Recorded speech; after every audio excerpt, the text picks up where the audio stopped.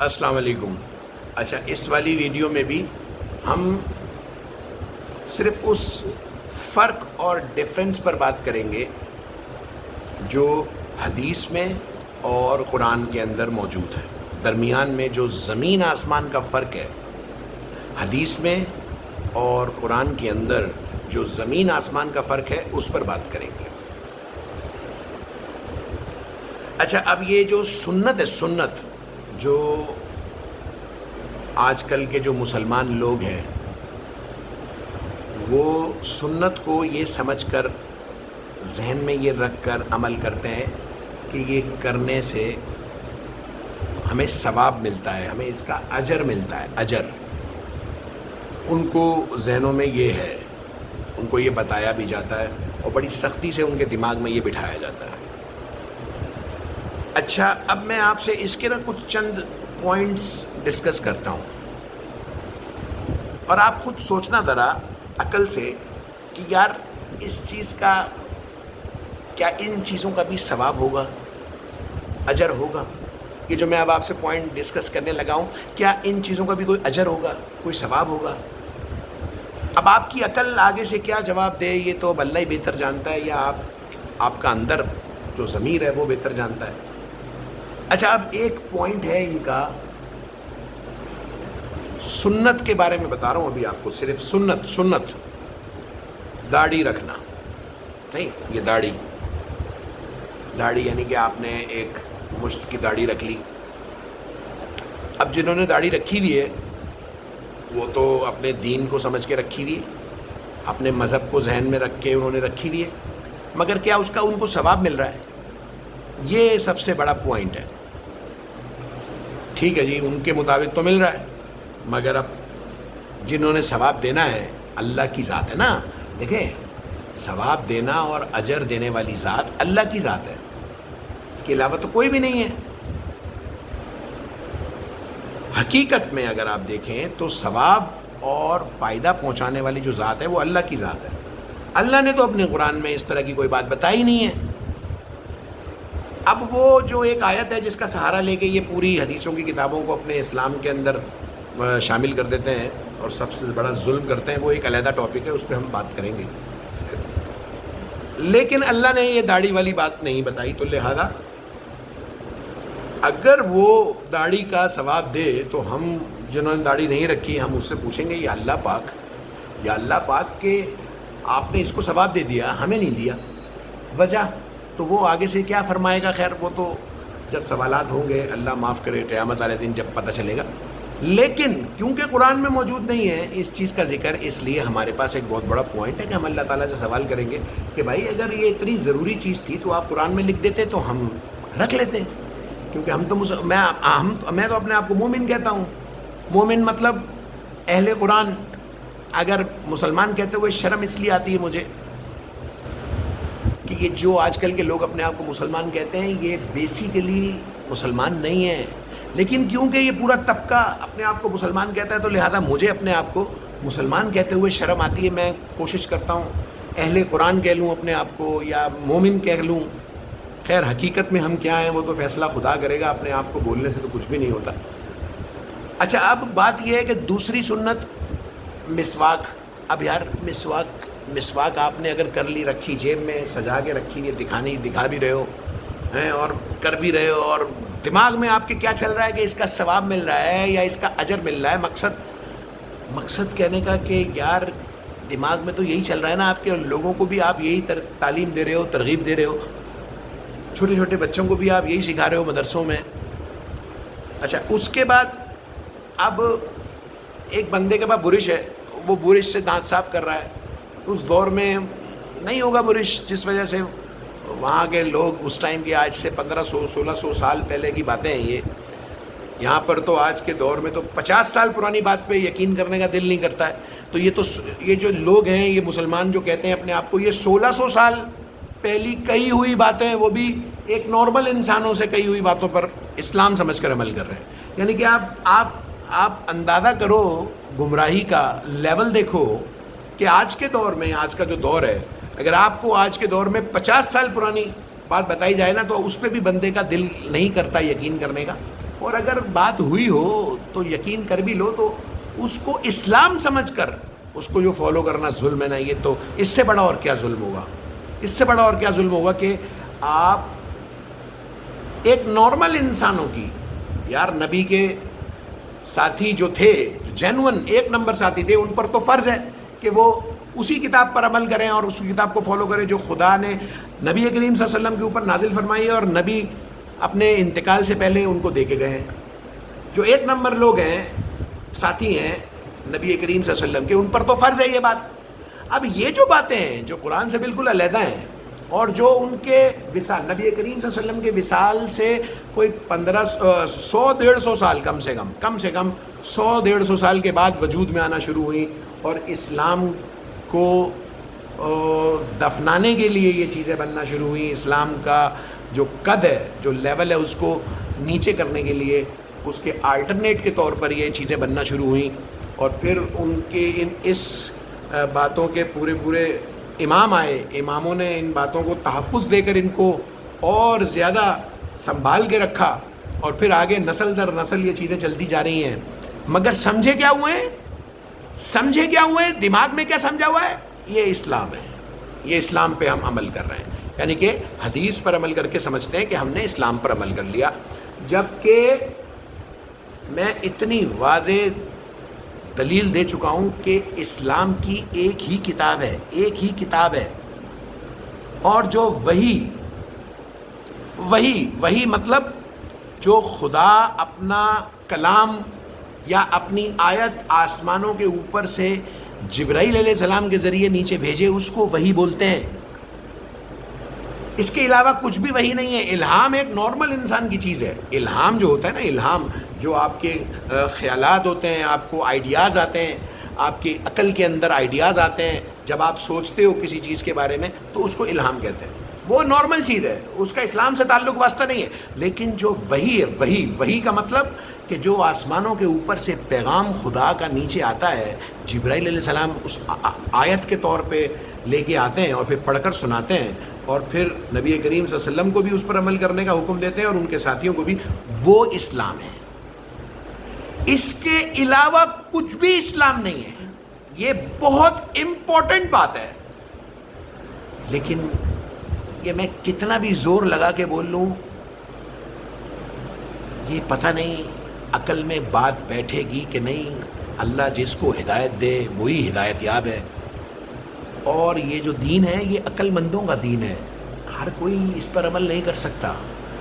یہ بیسیکلی اللہ تعالیٰ قرآن میں کئی بار فرماتے ہیں کہ اس اسلام کو سمجھتا وہی ہے، ان چیزوں کو سمجھتا وہی ہے جو عقل مند ہے. اب ہر انسان ہی اپنے آپ کو عقل مند سمجھتا ہے آج تو، لیکن اب حقیقت جب کھلے گی تو سامنے آئے گی چیز. مقصد کہنے کا یہ ہو رہا ہے کہ اب یہ جو سنتیں ہیں، دیکھو بھائی، یہ جو لوگ ہیں، یہ جو سنت کے پیروکار ہیں، جو سنت کے چیمپئن ہیں، جو سنت کے استاد ہیں، جو سنت کو لوگوں تک پہنچاتے ہیں اور ان کو یہ عمل کرنے کا حکم دیتے ہیں اور ان کو یہ بتاتے ہیں کہ آپ کو اس کا اجر مل رہا ہے، ثواب مل رہا ہے، یہ خود تو سنت پہ عمل کرتے نہیں ہیں. اگر تو تم واقعی یہ مولوی حضرات جتنے بھی ایک نمبر سنت پر عمل کرنے والے ہو تو پھر کرو بھی تو نا. اب نبی کریم صلی اللہ علیہ وسلم اب میں تمہیں مثال دیتا ہوں کہ یہ کیسے نہیں کرتے، یہ منافقت کس طریقے سے کرتے ہیں. نبی کریم صلی اللہ علیہ وسلم کے دور میں جو سواری ہوا کرتی تھی، سواری کرنے کے لیے ادھر سے ادھر جانا ہے، ادھر سے ادھر جانا ہے، جو میں نے سنا ہے، جو میں نے یہ اہل سنت کے ساتھ ڈیبیٹ میں اور بحث و مباحثے میں جو چیز میں نے سنی ہے کہ وہ دو چیزوں کا استعمال کرتے تھے، یا تو اونٹ کا یا گھوڑے کا. تو بھائی اگر سنت پر عمل کرنا تم سنیوں پر بھی فرض ہے تو کم سے کم یہ لینڈ کروزروں سے اور یہ ٹویوٹا کرولا سے اور یہ مرسڈیز سے اترو نا، نیچے اترو اور گھوڑے اور اونٹ پہ سفر کرو اگر تم کو سنت سے اتنا پیار ہے اور اگر تمہیں سنت کا ثواب مل رہا ہے تو اس پر عمل بھی کرو نا پھر. اچھا، اب یہ اس ٹائم جو تھی نبی کریم صلی اللہ علیہ وسلم کے دور میں تو یہ پنکھے، یہ لائٹیں، یہ انرجی ٹیکنالوجی تو نہیں ہوتی تھی. کوئلے پہ کھانا بنتا تھا. تو جب پنکھے نہیں ہیں، لائٹیں نہیں ہیں، کوئی اس طرح کی ٹیکنالوجی نہیں ہے تو تم لوگ تو پنکھے چلاتے ہو. تو نبی تو نہیں کرتے تھے یہ. اور اس ٹائم کے دور میں جب نبی کریم صلی اللہ علیہ وسلم پر یہ قرآن نازل ہو رہا تھا اور یہ سلسلہ چل رہا تھا تو کوئلے پہ کھانا پکتا تھا، تم لوگ چولہے چلاتے ہو، تو بھائی کم سے کم خود تو سنت پہ عمل کر لو، لوگوں کو تو بعد میں بتانا، پہلے خود تو سنت پہ عمل کر لو۔ اور نبی کریم صلی اللہ علیہ وسلم نے تو اپنے دور میں اس دوران 11 شادیاں کی تھیں، تو کیا اب 11 شادیاں کرنا فرض ہے؟ ضروری ہے؟ نہیں کرو گے تو کیا گناہ ملے گا؟ نہیں، مقصد کہنے کا ہے کہ بھائی یہ کیا چیز ہے، اس پر ہم کو کس حد تک عمل کرنا ہے اور کس حد تک نہیں کرنا ہے۔ اب ایک کامن سینس کی بات ہے کہ اگر سنت پر عمل کرنا لازمی ہے تو پھر یہ ساری چیزوں پہ عمل کرنا لازمی ہے نا۔ یہ تو نہیں ہو سکتا کہ جو آپ کی پسند کی سنت ہے آپ اس پہ عمل کر لو، لوگوں کو بھی بتاؤ، اور جس میں آپ کو تھوڑی تکلیف ہوتی ہے، آپ کی جو ہے نا وہ تھوڑی سی آپ کو جان پہ تکلیف آتی ہے اور آپ کا بیڑا گرک ہونے لگتا ہے، تو وہاں پر آپ سنت کو جو ہے نا بھول جاتے ہو۔ یہ جو میں آپ کو سنتیں بتا رہا ہوں یہ سنت ہی ہے نا، یہ میں نے آپ کے اہل سنت کے مولویوں سے بات چیت کرنے کے بعد ہی یہ سیکھا ہے کہ یہ سب چیزیں سنت ہیں، تو اس پر تو عمل تو آپ لوگ تو نہیں کرتے ہو، لیکن جو آپ کی پسند کی سنت ہے اس پہ عمل کرتے ہو، جو آپ کو پسند نہیں ہے اس پہ آپ عمل نہیں کرتے ہو۔ یہ کیا، اس کو آپ کیا بولیں گے دوسرے لفظوں میں؟ اچھا، اب سنت کے مطابق غسل کا بھی طریقہ ہے۔ غسل، بھائی آپ نہا لو، وضو کر لو یا پھر نہا لو، یہ غسل ایک نئی چیز لے کے آ گئے ہیں۔ غسل کا مطلب پورے جسم کو آپ پانی سے صاف کر لو، تو سیدھا سیدھا نہانا بولو نا یار، اس بات کو گھمانے کی کیا ضرورت ہے؟ غسل نیا نام نکالنے کی کیا ضرورت ہے؟ ایک وضو ہے جو آپ کو نماز پڑھنے کے لیے خدا کا حکم ہے، جس کے اندر آپ نے اپنی مرضی سے ایڈیشن کیا ہوا ہے، چلو ٹھیک ہے کوئی بات نہیں، کر لو، اس میں کوئی برائی بھی نہیں ہے۔ اور لیکن یہ غسل ایک نئی چیز لے کے آ گئے، او بھائی سیدھا سیدھا نہا لو، ہو گیا غسل۔ اب یہ پگڑی پہنی ہے اس کا بھی ثواب مل رہا ہے آپ کو، اور جو نہیں پہن رہے ہیں وہ کیا جہنم میں جائیں گے؟ ان کو ثواب نہیں مل رہا؟ کیا مقصد، آپ کیا چاہ رہے ہو کہ ساتھ پگڑیاں پہن کے گھومیں؟ تو اب میں آپ کو اور کیا چیزیں بتاؤں؟ یہ جو چیزیں مین آپ کو بتائی ہیں یہ خود بھی اس پر عمل نہیں کرتے، تو اب آپ ان سے اگر بات کرو نا تو یہ پھر آ جاتے ہیں موقدہ اور غیر موقدہ والے ڈرامے پر۔ بھائی سنت ہے تو آپ کرو نا عمل، آپ کا تو مذہب ہے، سنی مذہب کا تو سنت مذہب ہے، حدیثیں ان کے دین کی کتابیں ہیں، تو آپ کم سے کم ان چیزوں پہ عمل تو کر لو۔ آپ اترو گاڑی سے، لینڈ کروزروں سے اور یہ فارچونر سے جو گھومتے رہتے ہو، گھوڑا اور اونٹ رکھو اپنے پاس، تمہیں پتہ چلے پھر سنت کیا ہوتی ہے نا۔ خیر یہ گدھے لوگ ہیں میرے حساب سے تو گدھے۔ اب بات بڑی سمپل ہے کہ قرآن جو ہے نا،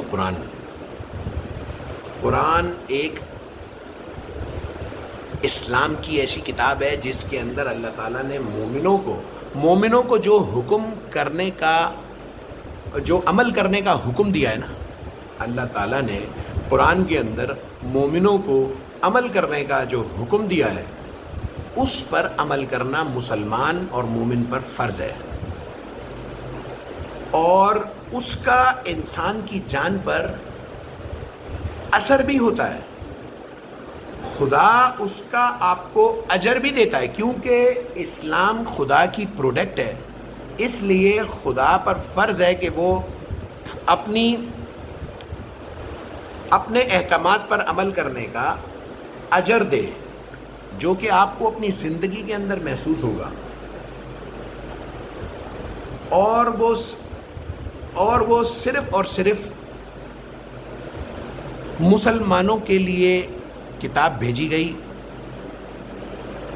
عمل کرنے کے لیے، کیونکہ مسلمان ہوگا ہی تب جب اس کتاب پہ عمل کرے گا، اور جو غیر مسلم لوگ ہیں، نان مسلم لوگ ہیں، جن کو قرآن کا کچھ معلوم ہی نہیں ہے، جن کو اسلام کی کچھ سمجھ ہی نہیں ہے، اچھا اب وہ ان کو کون بتائے گا، ان کو کون سمجھائے گا، ان کو تبلیغ کون کرے گا، ان کو رستہ کون سمجھائے گا؟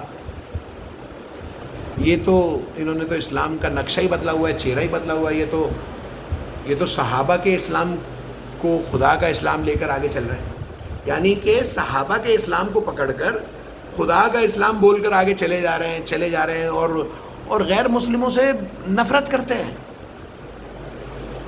اللہ معاف کرے، غیر مسلموں سے نفرت کرتے ہیں۔ ان کی محفل میں اگر کوئی یہودی آ جائے تو کوئی خدا نخواستہ کوئی شیعہ آ جائے، خدا نخواستہ کوئی قادیانی آ جائے، تو ان کا آگے سے رد عمل ایسا ہوتا ہے جیسے پتہ نہیں کوئی عجیب ہی چیز آ گئی ہے۔ ایسے کوئی گمراہ اور ایسے کوئی زمین میں گھسے ہوئے لوگ ہیں، اور ان کے جتنے بھی مفتی عالم ہیں، بس ان کے وہ بیٹھے ہوتے ہیں دربار میں اوپر چوڑے ہو کے، اور وہ حدیثوں کی تبلیغ کر رہے ہوتے ہیں کہ نبی کریم صلی اللہ علیہ وسلم کے پاس ایک بندہ آیا، اس نے ان سے یہ سوال پوچھا، آگے سے نبی نے یہ فرمایا۔ یہ بڑی امپورٹنٹ چیز ہے سمجھنے والی کہ جو نبی کریم صلی اللہ علیہ وسلم کی ذاتی زندگی ہے فطرتاً، کیونکہ ذاتی زندگی کو اسلام کی زندگی نہیں بولیں گے آپ۔ ذاتی زندگی انسان کی مختلف ہوتی ہے۔ ذاتی زندگی فطرت جو انسان کی ہے اس کے مطابق عمل کرنے کو کہتے ہیں۔ اب یہ سونا کیسے ہے، یہ اسلام میں کوئی اس کا حکم نہیں ہے، جیسے مرضی سو۔ کھانا کیسے ہے، اس میں اسلام میں کوئی اس کا کوئی، قرآن میں آیتیں ہیں کہ آپ جیسے مرضی کھا لو۔ یار اللہ تعالیٰ قرآن میں کہہ رہا ہے کہ آپ جیسے مرضی کھا لو، اکیلے بیٹھ کے کھانا چاہتے ہو اکیلے کھا لو، مل کے کھانا چاہتے ہو مل کے بیٹھ کے کھا لو، تین لوگوں کا گروپ بنا کے کھانا چاہتے ہو تین کا بنا کے گروپ بنا کے کھانا کھا لو، جیسے بھی کھا لو، ادب کے ساتھ تمیز کے ساتھ کھا لو، اس کا نہ کوئی ثواب ہے نہ کوئی گناہ ہے۔ یہ اس کو کہتے ہیں ذاتی زندگی۔ اب ایک انسان ہے اور نبی کریم صلی اللہ علیہ وسلم ہیں، انہوں نے ان کو اب وائٹ قمیض شلوار پہننا بہت پسند ہے۔ ایک مثال آپ کو دے رہا ہوں سمجھانے کے لیے کہ ان کو وائٹ قمیض شلوار پہننا بہت پسند ہے، مگر قرآن میں اس کا حکم نہیں ہے کہ آپ نے کون سے کپڑے پہننے ہیں اور کس کلر کے پہننے ہیں۔ قرآن میں صرف اتنا ہے کہ مومنوں تم لوگوں کے لیے فرض ہے کہ ادب والا اور پرہیزگاری والا لباس زیر تن کرو، ادب سے اور پرہیزگاری والا لباس پہنو۔ اب وہ پرہیزگاری والا جو ہے نا، اس کا مطلب ہے کہ آپ کی کوئی جسم کا حصہ جو ہے نا ایکسپلیشن نہ ہو، یعنی کہ وہ دوسروں کو نظر نہ آئے۔ اور عورتوں کے لیے تو خصوصی طور پہ اس کا حکم ہے۔ اب آپ سفید پہن لو، نیلا پہن لو، کالا پہن لو، جو بھی پہن لو یار، اس میں نہ کوئی نفع ہے نہ کوئی نقصان ہے، یعنی کہ نہ کوئی فائدہ ہے نہ کوئی گناہ ہے نہ کوئی ثواب ہے۔ اب یہ ذاتی زندگی ہے نبی کریم صلی اللہ علیہ وسلم کی ذاتی زندگی، مطلب وہ اب ہیئر کٹ کیسے کٹواتے ہوں گے، ٹھیک ہے یار، ان کا جیسے دل چاہتا ہوگا وہ کٹواتے ہوں گے، اس کا اسلام سے کوئی تعلق واسطہ ہی نہیں ہے کہ آپ اپنا بال کیسے بھی کٹواؤ۔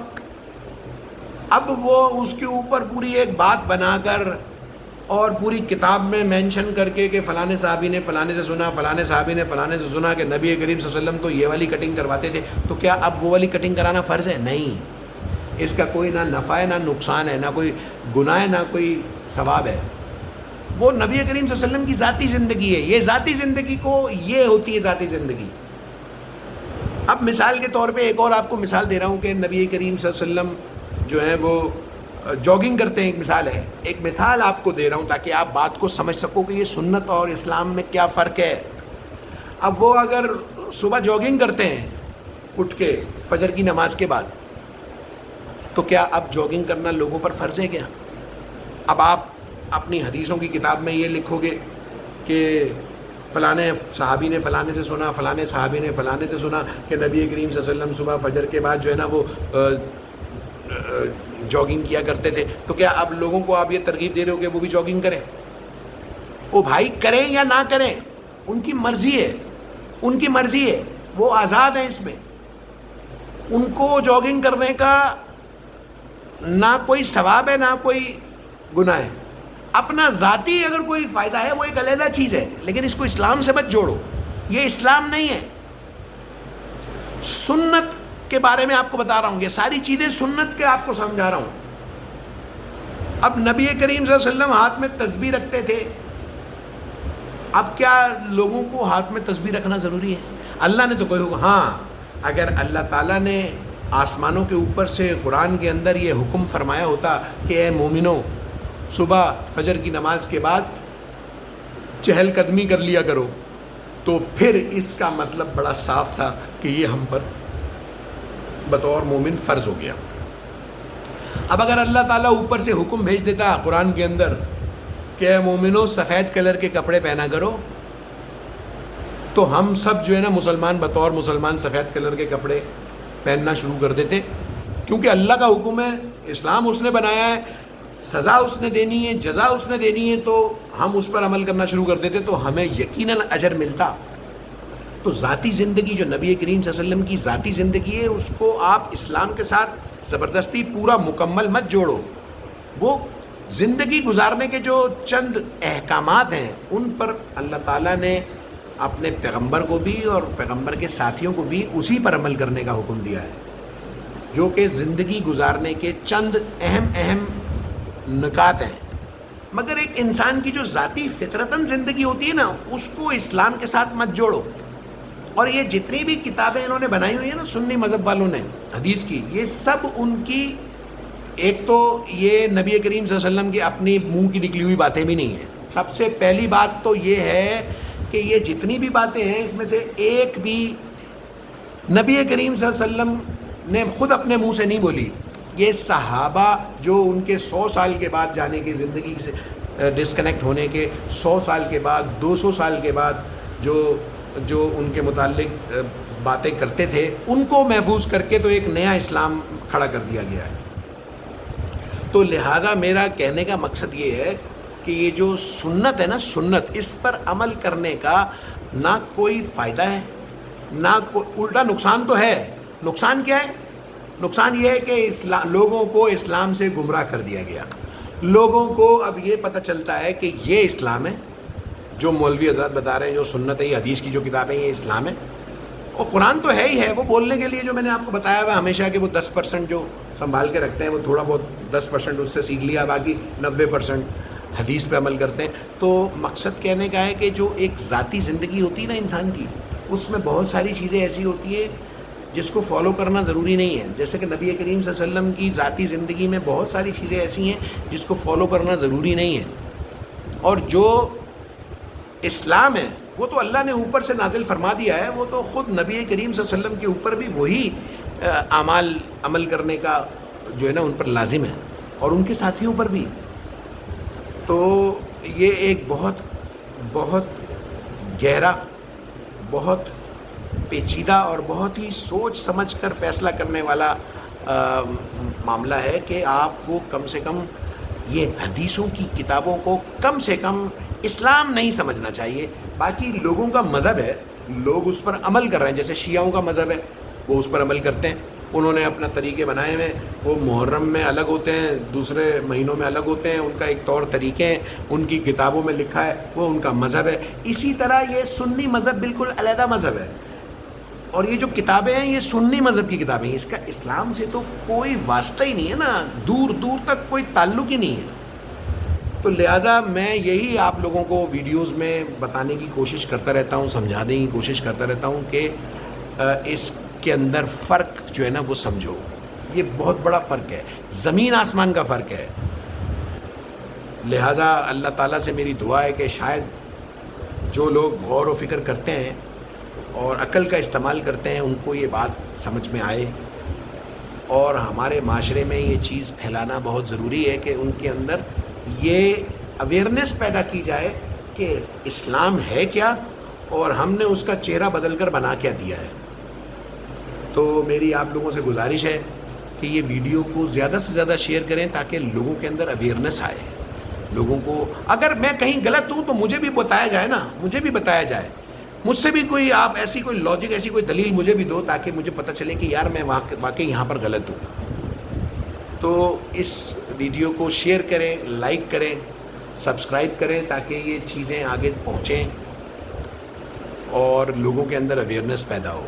اور ہم یہ وہ کام ہے بیسیکلی جو میں آپ کو کرنے کو کہہ رہا ہوں، جو اللہ تعالیٰ نے نبی کریم صلی اللہ علیہ وسلم کو کرنے کے لیے دنیا میں منتخب کر کے نبی بنا کر بھیجا، منتخب کیا، پھر ان کے اوپر کتاب نازل فرمائی اور ان کو پھر احکامات بھیجے اور ان کو کہا کہ لوگوں تک یہ سناؤ پڑھ کر، اور ان کو کہو کہ خود بھی اس پر عمل کرو اور ان کو بھی کہو کہ اسی پر عمل کریں، جس کو ہم اسلام کہتے ہیں. یہ بالکل ڈفرینٹ چیز ہے.